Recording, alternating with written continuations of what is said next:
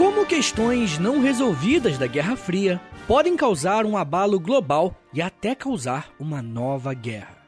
Em conflitos diplomáticos, como se define quem está com a razão?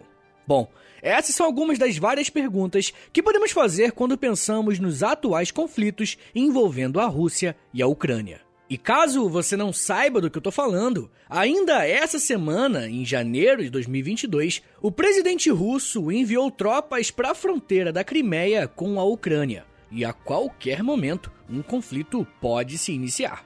E eu não costumo fazer episódios sobre um tema que ainda está se desenrolando e não sabemos, o que pode acontecer. A última vez que eu fiz isso foi no episódio sobre o Talibã. E eu acho que vale a pena repetir a dose por dois motivos. O primeiro é que se trata de um conflito que tem potencial muito grande de se tornar uma coisa maior.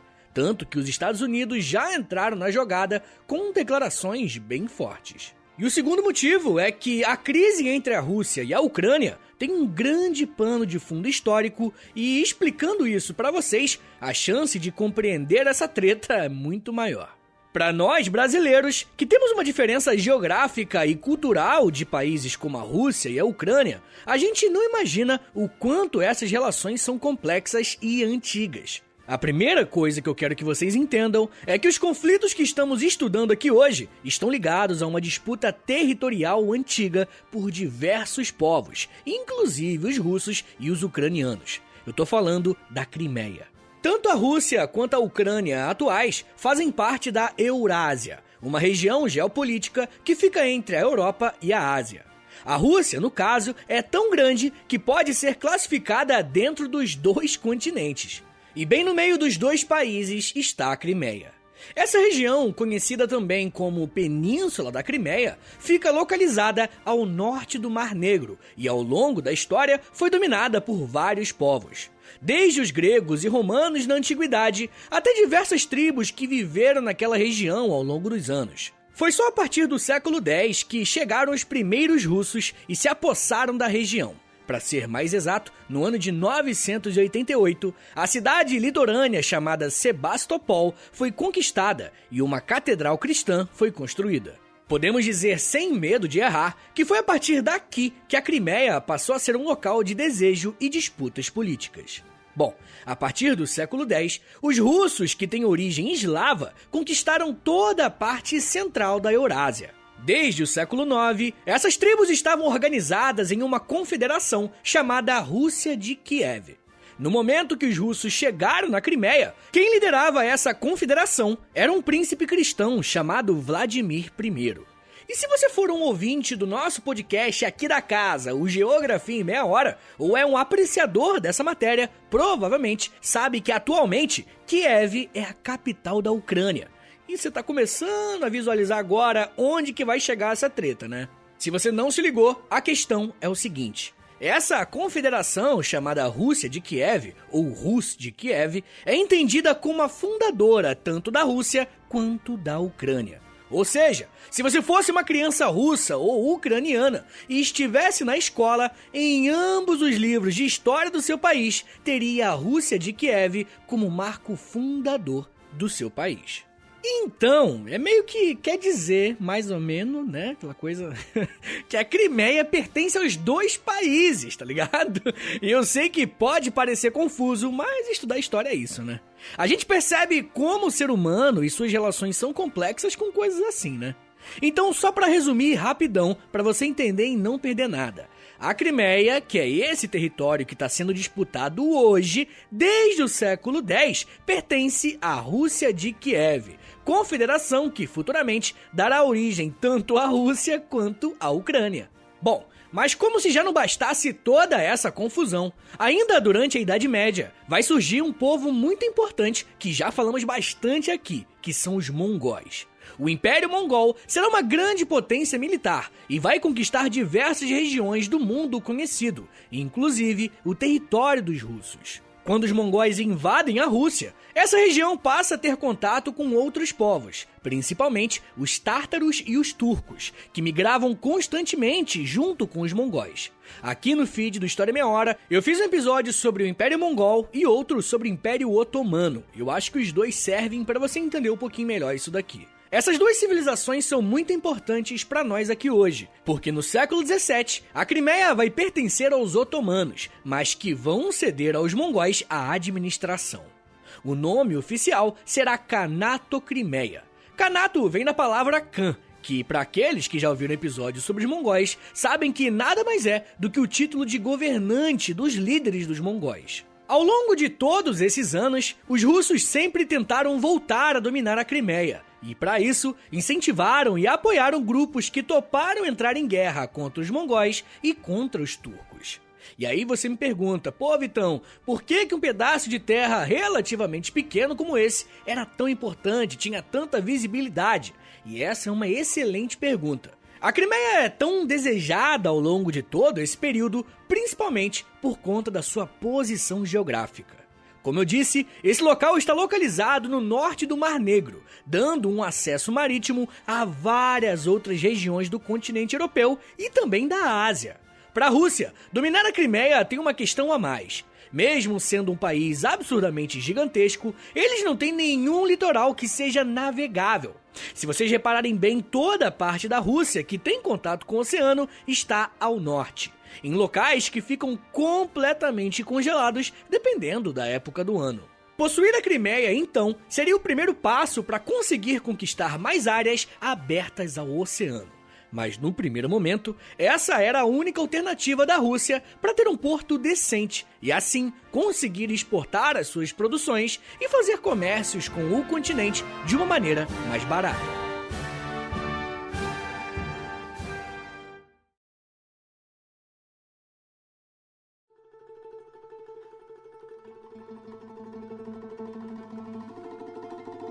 Ao longo da Era Moderna, o Império Russo já estava despontando como uma grande nação que possuía um exército muito forte. E quem conhece a história de Napoleão sabe do que eu estou falando aqui. Como prova dessa força, no ano de 1783, a líder do Império, chamada de Catarina a Grande, conquista a Crimeia e anexa ao território russo como sinal de propriedade. A partir desse momento, até o século XX, a Crimeia será uma posse russa, e grava essa informação. Provavelmente vocês já devem ter escutado aquela frase, né? Em política não existe vácuo de poder. Em partes, a Imperatriz Catarina conseguiu conquistar a Crimeia porque o Império Otomano estava entrando em uma de suas fases de decadência. Aproveitando esse período de fragilidade, os russos colocaram seus exércitos para marcharem com o objetivo de conquistar não só a Crimeia, mas toda aquela região. E eu já falei isso para vocês, mas o que define um império é a busca pela expansão e conquista de outros territórios. Então é natural que o Império Russo desejasse expandir as suas fronteiras.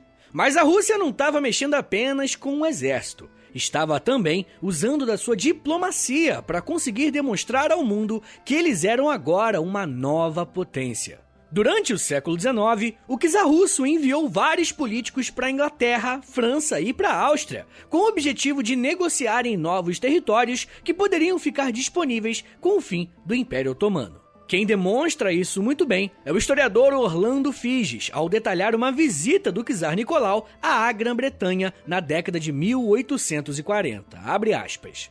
O czar argumentou que chegara o momento das potências europeias, lideradas pela Rússia e Grã-Bretanha, se adiantarem e realizarem uma partição dos territórios turcos de modo a evitar uma luta caótica por sua divisão, possivelmente envolvendo revoluções nacionais e uma guerra continental quando o império do sultão finalmente desmoronasse. Fecha aspas. Esse relato é bem interessante porque mostra pra gente que os russos acreditavam sinceramente que muito em breve o Império Otomano iria se desfazer. E em partes eles estavam certos, mas isso só veio acontecer de fato no final da Primeira Guerra Mundial.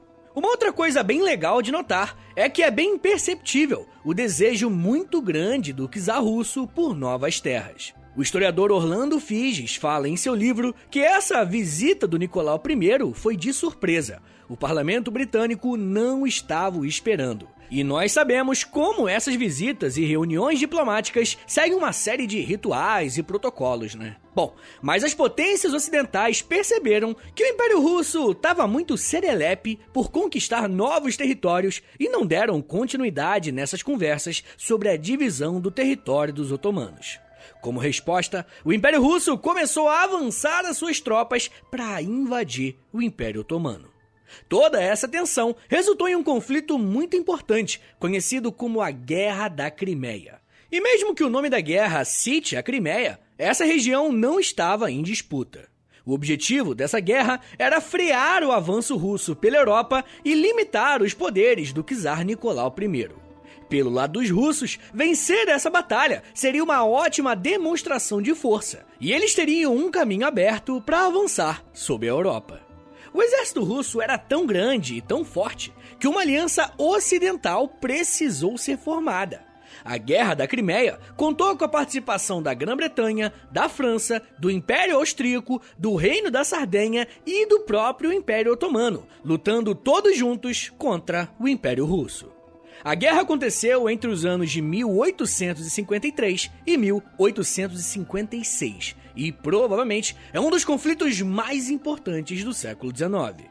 Foi através desse conflito que muitas fronteiras foram definidas na Europa, até a Primeira Guerra Mundial. Durante esses 3 anos, ambos os combatentes tiveram muitas baixas, e a Guerra da Crimeia foi marcada por ser um conflito extremamente violento para a época. Ao final desses 3 anos, o Império Russo saiu como grande derrotado, e o local que essa derrota foi marcada é muito simbólico. Uma das principais batalhas foi na cidade portuária de Sebastopol. Ali, as forças ocidentais conseguiram fazer um cerco aos russos para saírem vencedores. E eu não sei se vocês lembram, mas no começo do episódio eu falei que a cidade de Sebastopol foi a primeira a ser conquistada pelos russos lá no século X, representando o início da ocupação da Crimeia pela Rússia de Kiev. Ou seja, gente, o Império Russo sofreu uma grande derrota que, na prática, limitou as suas intenções de expansão. E foi no mesmo local que provavelmente deu início à história dessa grande nação. Com o fim da Guerra da Crimeia, o Império Russo foi obrigado a frear o seu expansionismo, pelo menos por algum tempo. Pessoal, eu ainda vou falar mais sobre como que a Crimeia voltou a ser um território disputado e como que a Ucrânia entra nessa história. Mas me dá só um minutinho aí que daqui a pouco a gente volta e eu falo mais sobre a União Soviética, neonazismo, declaração de guerra a Putin e fraude eleitoral. Segura aí, que é um minutinho só.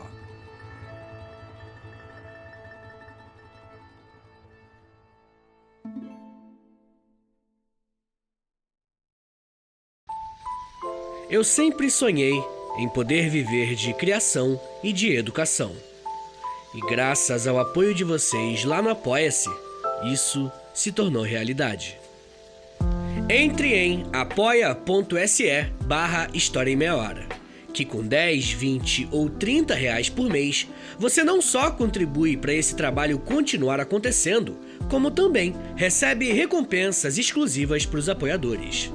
Com 10, você tem acesso a um podcast semanal exclusivo. Eu me aprofundo em um tema de um dos episódios da semana e envio diretamente para o seu e-mail através do Apoia-se.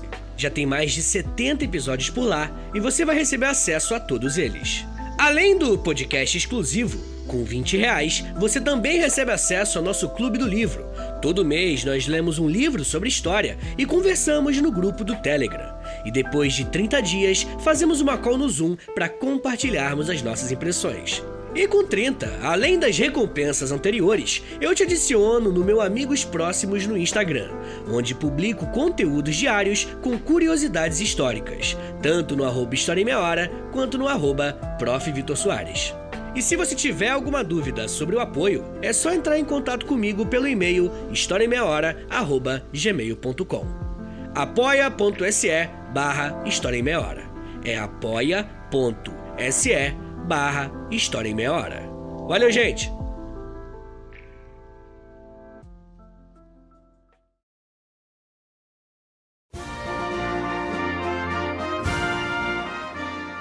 Abre aspas. As tropas ucranianas são altamente capacitadas e organizadas. São capazes de impedir qualquer plano expansionista do inimigo. Os militares das Forças Armadas da Ucrânia continuam a cumprir sua mais importante missão: defender a liberdade e a soberania do Estado da agressão russa. Fecha aspas. Essas palavras fortes foram ditas pelo então presidente ucraniano Volodymyr Zelensky em dezembro de 2021, em uma clara oposição ao governo russo. A data em que essas palavras foram ditas são bem próximas de quando eu estou escrevendo esse roteiro. E o que estamos fazendo aqui é entender o porquê da Ucrânia e a Rússia parecerem estar a um passo de uma grande guerra.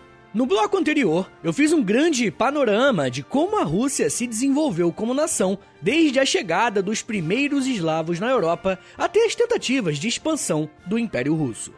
Durante todo esse período, a Ucrânia se desenvolveu de forma independente, como um país sem nenhum tipo de unidade com a Rússia, a não ser pelo mito fundador comum entre os dois, que é a Rússia de Kiev, como já falamos por aqui. Mas se por um lado não existia uma unidade política entre a Rússia e a Ucrânia, além de compartilharem uma história em comum, os dois países têm uma série de semelhanças culturais que facilitaram algumas relações no início do século XX. Mas as coisas mudaram completamente em 1917. E é claro que eu tô falando da Revolução Russa. Essa revolução mudou o mundo, Então é claro que vai mudar também a relação entre a Rússia e a Ucrânia. É muito comum ouvirmos falar sobre o medo de revoluções socialistas depois do que aconteceu na Rússia, Mas nós precisamos manter o foco um pouco na própria Rússia e no leste europeu. Com a vitória dos revolucionários russos contra a monarquia russa, a Crimeia foi transformada em uma república autônoma, mas que ainda fazia parte da Rússia. Seu nome passou a ser a República Autônoma Socialista Soviética da Crimeia. E transformar a Crimeia em um país no contexto da Revolução Russa tinha a ideia de dar autonomia política que os bolcheviques tanto queriam. Bom, mas uma das consequências da Revolução Russa foi a criação da União das Repúblicas Socialistas Soviéticas, a famosa União Soviética. E eu não sei se isso vem à sua mente quando ouve o nome dessa organização, mas a União Soviética é a junção de vários países que compartilhavam desse desejo pelo socialismo no início do século XX. Geralmente a gente lembra mais da Rússia, por ser o maior e mais importante país, mas além dela tinha a Bielorrússia, a Polônia, os Transcaucasianos e, claro, a Ucrânia também. Juntos formavam a União Soviética. A partir de 1922, a Rússia e a Ucrânia estavam juntas sob a mesma administração política. Uma das principais características desse novo governo é que as decisões eram tomadas a partir de quem controlava o partido. Isso ia desde a criação de leis até as estratégias econômicas. E foi em uma dessas decisões que todo o problema que estamos vendo hoje começou. Depois que Joseph Stalin faleceu em 1953, o líder da União Soviética passou a ser Nikita Khrushchev, e ele ficou até 1964. Certo dia, em 1954, Khrushchev tomou uma decisão meramente administrativa, que era a de transferir a Crimeia da Rússia para a Ucrânia. Eu tô falando que foi uma decisão meramente administrativa porque a Rússia e a Ucrânia estavam debaixo do mesmo guarda-chuva, tá ligado? Que era a União Soviética. Então, nesse momento, não faria tanta diferença dizer que a Crimeia fazia parte de um país ou de outro. E aí você pode pensar, mas não era óbvio que isso ia dar problema? Então, isso vem à nossa mente hoje, porque nós sabemos o que aconteceu. Mas tenta se colocar no lugar dos soviéticos, gente. Na década de 50, eles estavam voando. Era uma grande potência militar e econômica, e mesmo com a morte do Stalin, ninguém acreditava que a União Soviética um dia chegaria ao seu fim.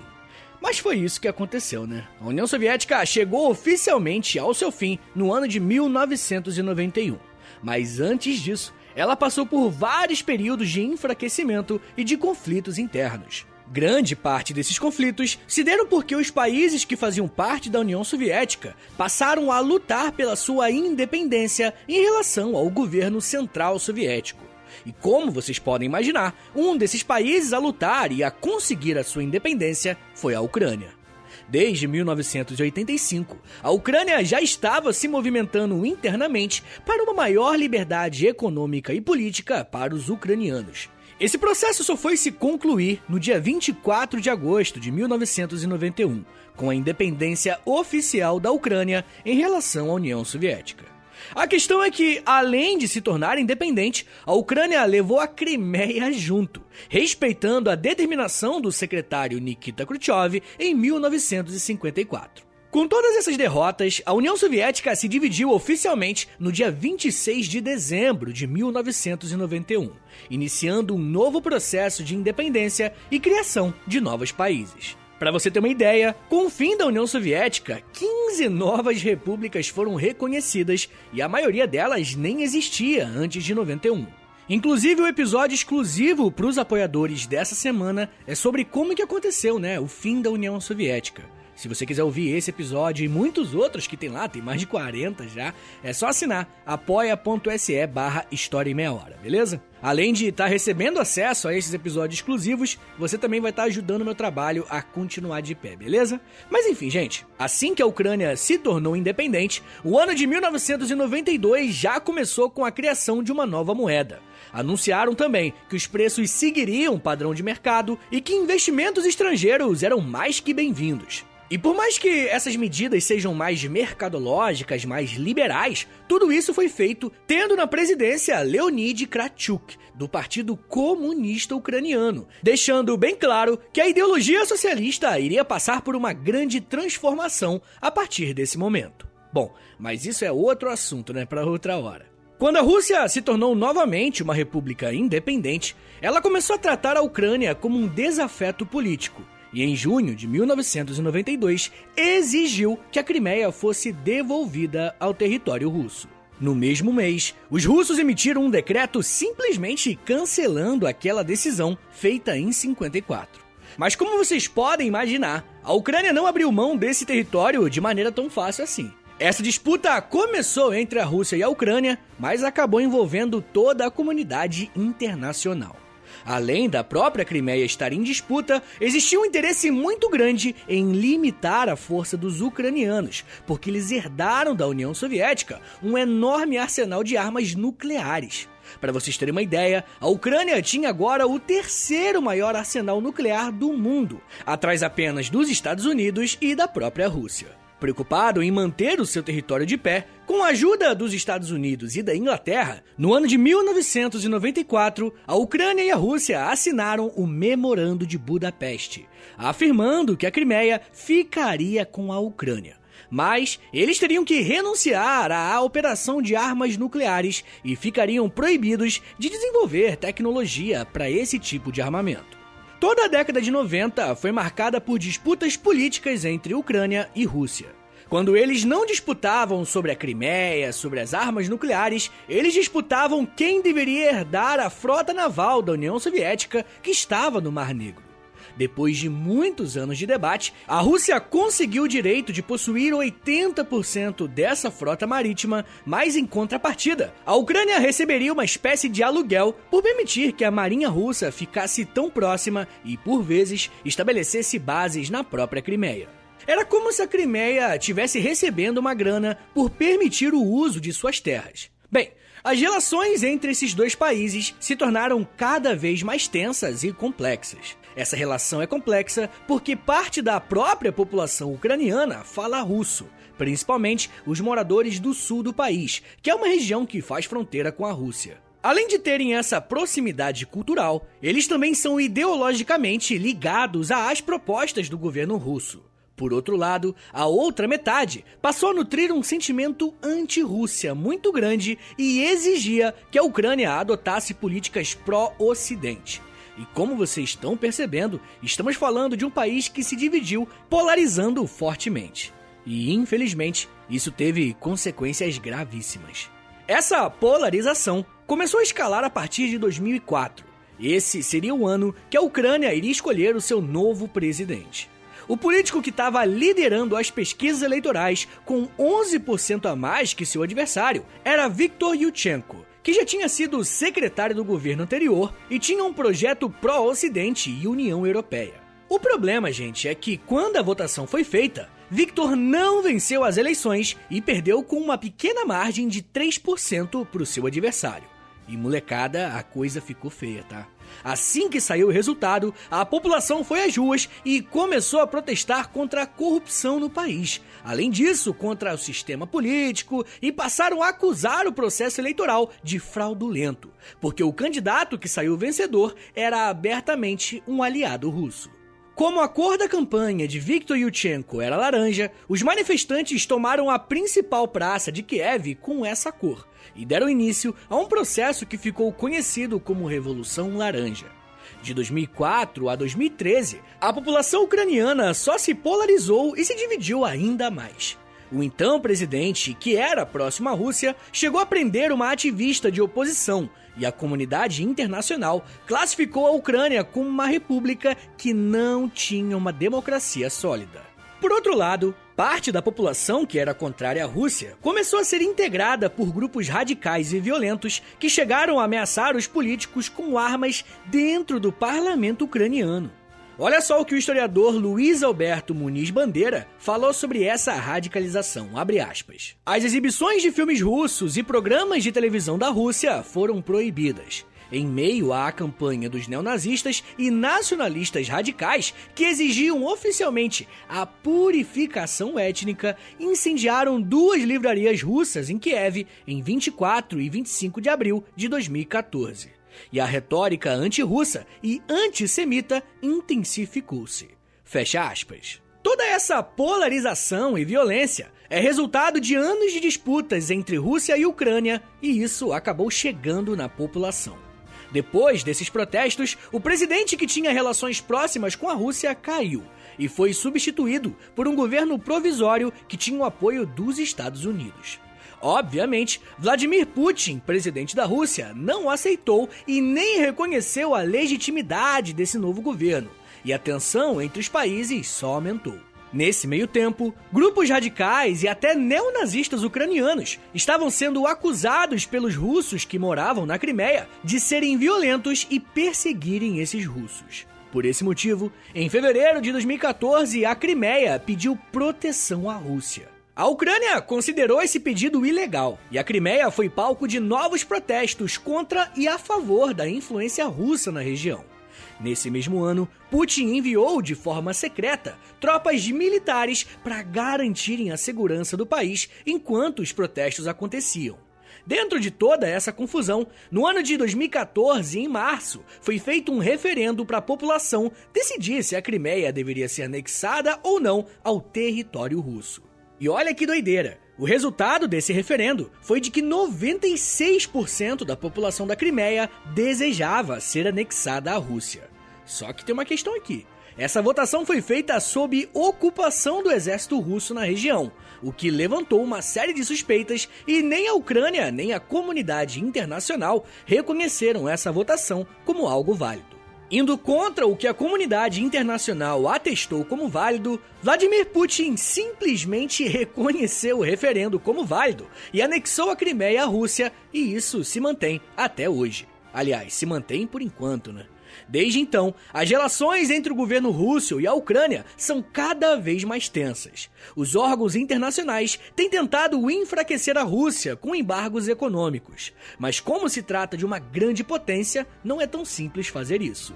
Por outro lado, a Rússia está ameaçando invadir a Ucrânia, porque acredita que o vizinho está servindo de base de sustentação para os interesses ocidentais, principalmente dos Estados Unidos, que desejam exercer maior influência na região. Mas isso, claro, de acordo com os russos. Bom, eu disse para vocês que esse é um conflito que ainda está em aberto e a qualquer momento algo pode acontecer. Mas eu espero que essa aula de história te ajude a compreender um pouco melhor o interesse de cada um nessa grande confusão milenar.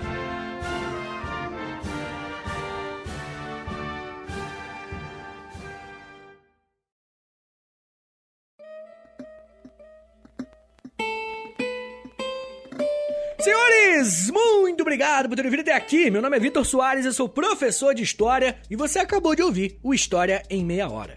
Esse tema é bem complexo, deu um trabalhão pra entender tudo aqui, pra explicar pra vocês. Então quebra um galho aí, pô, na moralzinha mesmo, esse episódio tem potencial de viralizar. Compartilha esse episódio com a galera, posta nos stories, posta no Twitter. Se você postar no Twitter, é @H30podcast, marca lá. E se você postar nos stories, marca lá no Instagram, é @História em Meia Hora. Demorou? Não se esquece que a melhor forma de você contribuir com esse podcast pra ele continuar existindo por muito tempo é lá no Apoia-se, beleza? Não esquece, apoia.se/História em Meia Hora. Você vai ter acesso a um monte de episódio exclusivo, um monte de conteúdo nos stories, tá ligado? Se você assinar lá o nível 3, enfim, vai lá que tem tudo explicadinho. E ouve meus outros podcasts também, né? Por que não? É o História pros Brother, que é de humor e de história. E eu também tô fazendo um podcast pra revista Aventuras na História, beleza? É só jogar no seu agregador de podcast favorito. Ah, eu sempre esqueço, gente, não se esquece, por favor, clica aí nas 5 estrelinhas que tem no Spotify, porque agora o Spotify tá priorizando esse negócio de avaliar o podcast, né?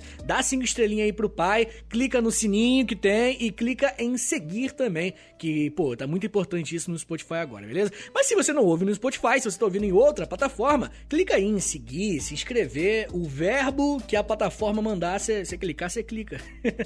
Que isso ajuda pra caramba, tá bom?